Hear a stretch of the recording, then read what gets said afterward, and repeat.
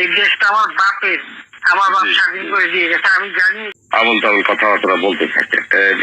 আবার আপনার কাছে চিঠিও দিচ্ছে দেখলাম, খোলা খোলা চিঠি আর কি।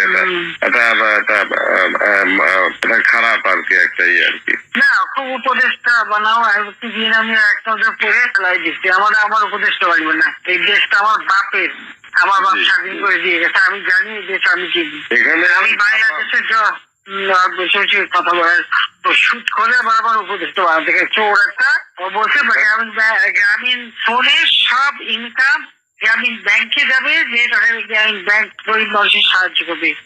আর এই কথাগুলো আমার কাছে ওই গ্রামীণ ফোনের ব্যবসা দিয়ে ইউজ একটা টাকা পর্যন্ত গ্রামীণ ব্যাংকে দেয় নাই। আমি 400 কোটি টাকা গ্রামীণ ব্যাংকে দিচ্ছি, 400 কোটি টাকা।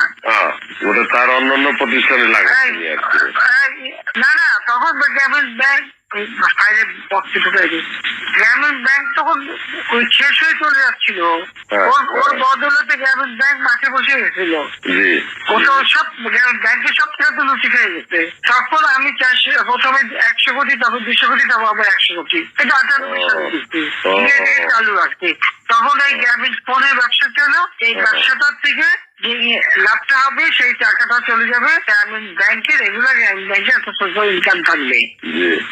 এই বলে ব্যবসা নিয়ে যখন ব্যবসা নেয় তোমার বলে রাখি, যদি কোনদিন প্রশ্ন ওঠে করতে পারবা। 51% মালিক হলো বাংলাদেশ, আর 49% হলো নরওয়ে কোম্পানি। আর এখন যে দেখো সব সে ব্যবসা নরওয়ে কোম্পানির কাছে, তার নিজের কাছে বোধ হয় 10 বা 15% মতন হয়তো থাকতে পারে, সমস্ত সে বেঁচে খেয়েছে। আর একটা টাকা কোনদিন গ্রামীণ ব্যাংকে এখান থেকে দেয় নাই। আর আমরা সবকিছু ফ্যাসিলিটি তাকে দিচ্ছিলাম, রেলওয়ে, ফাইবার অপটিক ব্যবহার থেকে শুরু করে সবকিছুতে তাকে সুযোগ দেওয়া হয়েছিল। ওইভাবেই তো গ্রামীণ ফোনটা তো অন্যদের থেকে সে সবচেয়ে বেশি সুবিধা পাইছে। চোর একটা রক্ত চুষে খাইছে সব। আমি বলছি যে রক্ত শেষা, গরিবের রক্ত শেষা।